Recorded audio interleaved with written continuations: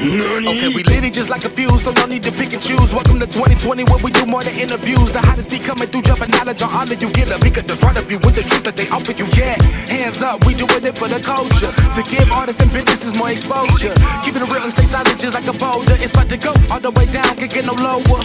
Chasing my dreams, know that they get no slower. But if I stay running, I promise they getting closer. Moreover, success my older. And if you're sleeping on me, I'm waking them up like Folgers. I told you, coming from the land with the tide roll. Well, we'll be on a whole different vibe though. We like to ride slow and keep our windows tinted so you really can see us like Stevie Wonder waking up with his eyes closed. Yeah, got the kind of flow that rock the boat. On my 16s of pounds of dope. And if you figure you can hang with me on the mic, then grab some rope. Matter of fact, better grab some hope. While you at it, we keep it live, it's time to tune in. Turn up the sound on what you're using. It goes so hard, I think it's bruising. The show is 2020, no need to zoom in. Yeah.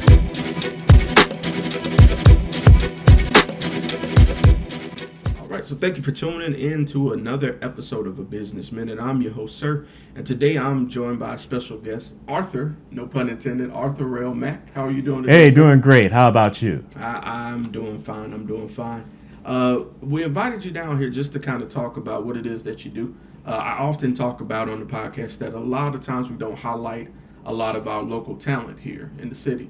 And writing is a hobby of mine. I'm a poet. I'm also developing my own book myself, and a co-host of mine, Mr. One Down Wisted, Casey, as we call him, put me in your direction and said that you'd be definitely a great fit to interview for our Business Minute. So I appreciate you taking time. Oh, my pleasure. Yes, sir. Yes, indeed. All right. So before we go any further, just to get some backstory on you, how long have you been writing?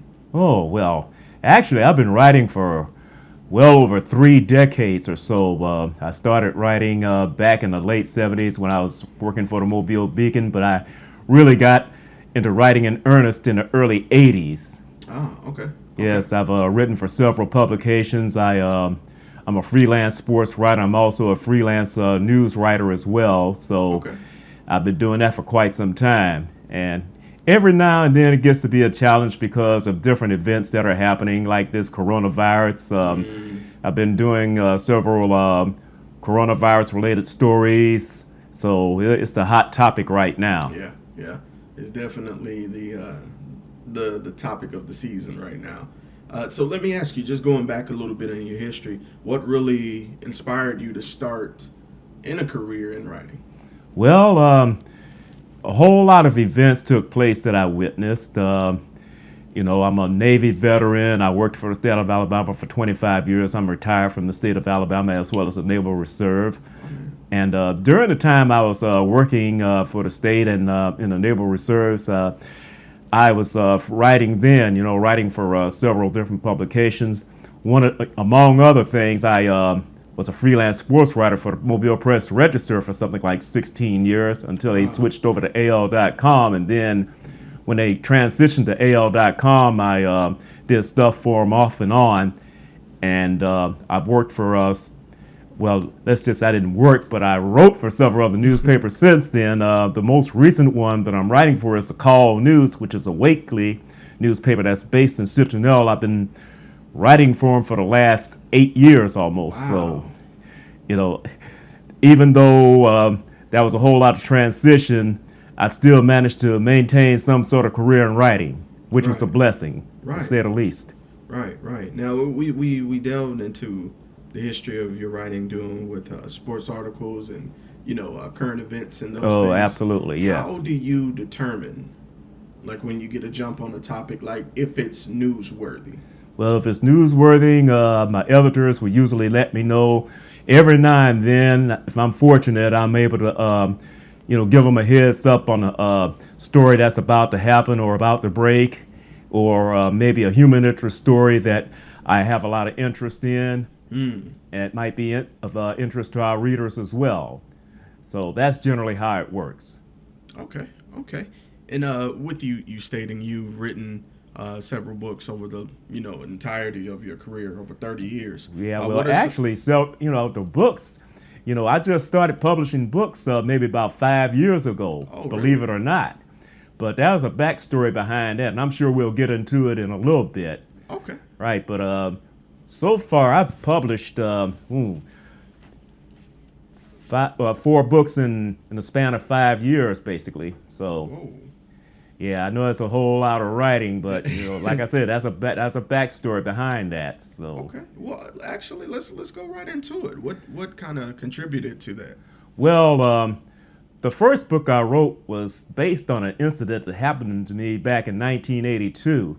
I was working at this department store. I was working in the lawn and garden department, and without going into a whole lot of deep detail, I got into an incident with the security manager. He gave me a hard time, and that was a whole lot of back and forth, and I wound up getting suspended for 3 days without pay, and that was sort of the catalyst for me to write my first novel entitled Dignity Before Dollars.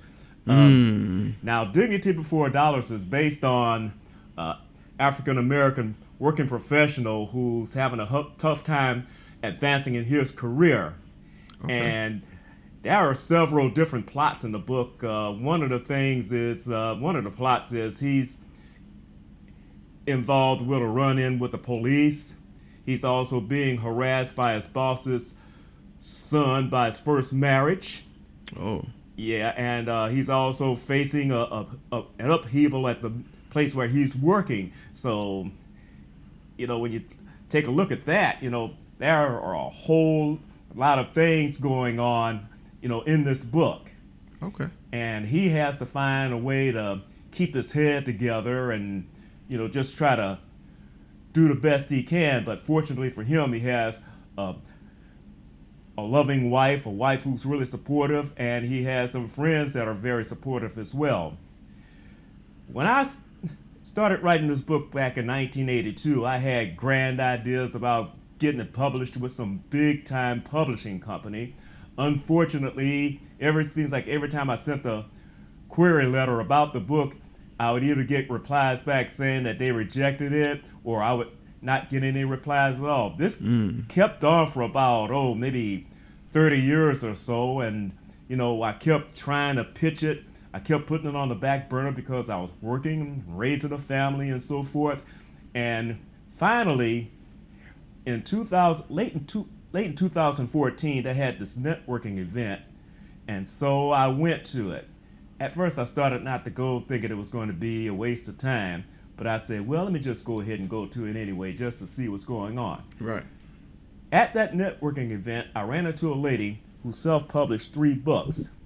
And she was telling me about her self-publishing career. I said, well, you know what? I have this manuscript that I've been trying to get published since the early 80s. And, maybe you can give me some advice on what to do. So she told me about the company that she self-published with, Create Space. That's the name of the company. Okay. And she hooked me up with them, and, we were able to work together, and she taught me how to, go through the stages of laying the book out and whatnot. Took a long time, but finally got it done. So between 1982 and early 2015, I sat on this book. Finally got it published in early 2015. That was a span of well over 30 years. If I had not met that lady at that networking event, I would have still been trying to publish this first book. I tell you. Oh, goodness. Mm-hmm. Now, I think that's amazing how a lot of times when we come to those obstacles in life, right, a simple conversation can make all the world of a difference. Oh, absolutely. Absolutely. And I think that says a lot to the age that we're in, yes, where a lot of that, and this is before social distancing, I say that was a disconnect with the conversation between people, absolutely, which is why I enjoy doing interviews like this person to person, because we could have done it over the internet, right, but the dynamic of right, sitting across from each other face to face is much more personal, it's more intimate. You can feel the exchange more fluently, should I say. Oh, absolutely. Yes, you're right. So yes, sir. I think that's awesome. It's funny. I've had other experiences where just speaking with passersby, right, has drastically relieved me of a burden that I may have had, and I think it's through the blessing of conversation. Right. So that's awesome that you're a living testament to that. Right, and keep in mind, this is the 3rd printing of this book. When I did the first printing, it was kind of a deal where, I was just getting my feet wet into self-publishing. And so when you're self-publishing a book for the first time, there's bound to be some mistakes made. Right. I just had to go through, trying to find all the mistakes, and correct them, and, reprint it again and make it kind of streamlined so it'll be a money-saving deal for me, Right. as well as a less tedious read for our readers, anyone who was interested in buying the book. All right. No, that's awesome. And sometimes things have to go through the refinement process with time. I'm a definite example of that. A lot of my interviews look totally different now when I go back and redo them for a second time. There's a few people that I've caught up with and got.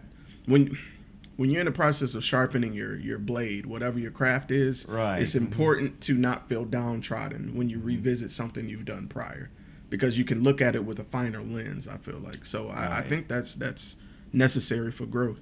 Now, I saw you had a stack of a few other books. Are there some interesting stories behind those? Yes. Mm-hmm.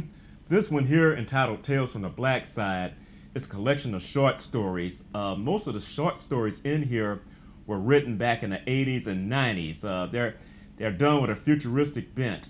And basically what I did when I wrote these stories, I based them maybe about 5 or 10 years or maybe 15 years from the date they were actually written.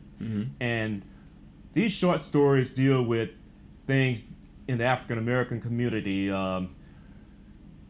things like activism, black on black crime, working in your neighborhood, things of that nature. Of the 9 stories that are in this particular collection, 8 of those were originally written between the 80s and the 90s. And one day I got to thinking, I said, would it be great if I could put this in a book form? So I did. This is how it wound up being my second book. Remember early on when I said the first book, Dignity Before Dollars, took about 30 years to finally get published? This one here took less than 6 months. Wow. That is incredible. That is incredible. Of course, it's a little thinner, but hey, that's not the point. The point is, I was able to, I had a better understanding of, laying out the book, Right. for the company's, the way the company wanted it to their guidelines, so to speak. So it was a lot easier that way. That plays into what we just talked about, that once you go through something and Right. the rough edges, you can now refine it. It's smoother and a lot simpler. That's awesome. 6 months for a book. I've talked to a few writers that I know personally. Right. And it takes them, like you said, years Yes. to get everything corrected, editing, make sure, like you said, everything is aligned with their format for Right. their publishing company. Man, that's incredible. All right. Well, what else do you have? Okay, this book here, Conflicted.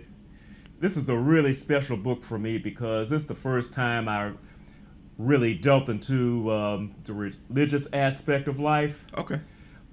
Like Tales from the Black Side, it didn't take me long to write this and get it published. Right, this was published back in 2018, and Tales from the Black Side was published a year before. Okay. With Conflicted, it deals with a young man who's trying to come to grips with his spirituality. He's a godly person, but there have been several events in his life that made him question his faith. So much so that at one point he contemplated taking his own life. But then there's this young lady that comes into his life. She kind of gets him back on track. He discovers that they have a lot of things in common.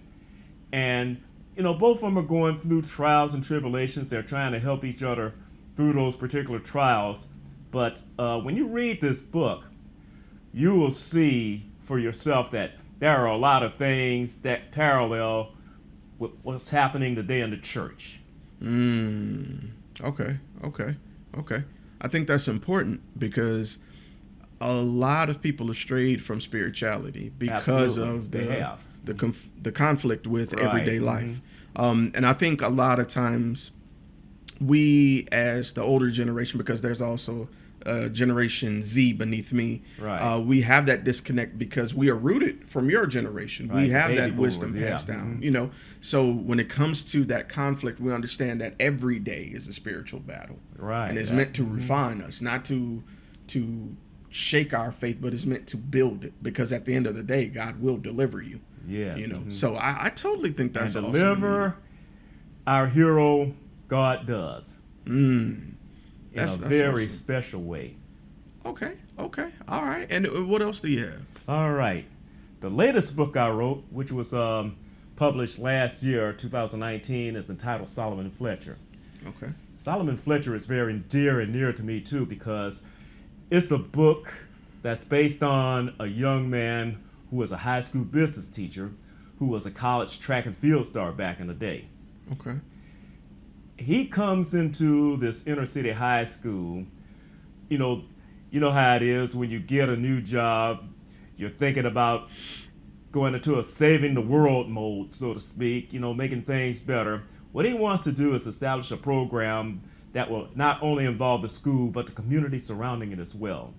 He has this grand idea about a project that would get businesses surrounding the school more involved in the school itself. And along the way, he winds up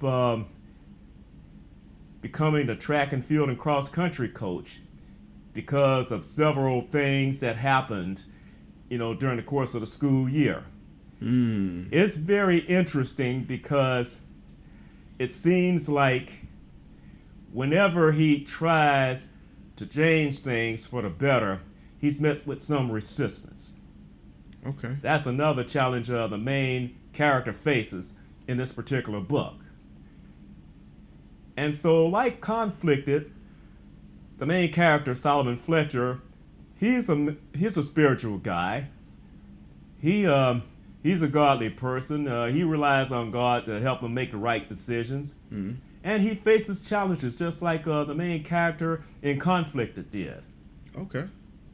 All right. I think that's important to give those different aspects of different people overcoming, because we see a lot of people being defeated now in media. Oh, absolutely. And it seems like that's the main focus rather than the end victory, Yes. So I think that's awesome to show that you can have that struggle, but also come out a champion in the end. Right. Never be a victim of the struggle. But And one thing I need to add testimony. too, every book that I've written, deals with strong African American male role models. That's good. And the reason I focused on that is because that's one of the things that's been lacking, whenever people wrote books. All too often you hear about, books being written about guys who have 2 or 3 girlfriends, or somebody who's, a street dude and so forth. Hey, more power to those who write about that. I'm not knocking them, but hey, I feel that there is the need and a market and a desire to see African American males being portrayed in a positive light. That's one of the main things I wanted to do when I started writing novels, a few years ago. Okay. No, I think that's awesome, because a lot of times we are painted in a negative light. Yes. We're the antagonist or the catalyst for destruction. Exactly. And that's important to have that representation in a positive light. So kudos to you. I think that's awesome that you make that a standing point to show that, because I feel like in this age you are what you eat, in a sense. So that can be spiritually, mentally, visually, whatever you ingest, you unnaturally and unknowingly become a representation of, become more susceptible to. So if you are a conduit of positivity like yourself, Right. you'll exude that naturally, and you'll attract it as well. Right. So, Some people may think it's a little bit corny, but I look at it this way. Hey, somebody's got to do it. absolutely. Somebody has to do it. Why not me? Right, that is the moral of my story. Why not me? Why not me? All right. Well, Mr. Mack, if anyone wanted to contact you or wanted to purchase a book of yours, where could they go to do so? Well, if they wanted to purchase my books, I have them on sale at Mobile Bookseller, which is located on the corner of Asaya Road and Government Boulevard at the Skyland Shopping Center. They're also on sale at the Haunted Bookstore on Dolphin Street. Okay. And Conflicted I have at the English Books and Gift Store on Spring Hill Avenue. Okay. And they can also visit me on my website. It's not a website, but it's a Facebook page rather. Okay. Works by Arthur L. Mack. That's the Facebook page where I have information about my projects and my books and all. So if they want to pay a visit to that particular Facebook page, by all means, do so. All right. And I'll make sure that I've included the links on this video as well. If you're listening to the audio, I'll make sure in the description that the link is there as well. That way you can click on it and definitely support our writers. And Mr. Mack, I appreciate you taking time out to do this interview. I definitely am inspired by your story, and also the fact that you've taken what you've learned and you keep pushing, you keep going. That's always amazing, because we can always get stagnant, but to take the initiative to keep going is always a sign of great character. So thank you. Oh, my pleasure. Yes, sir. So again, this has been Sirr. This has been 2020 Podcast, The Business Minute. Arthur himself, Arthur L. Mack, thank you again, and we are out.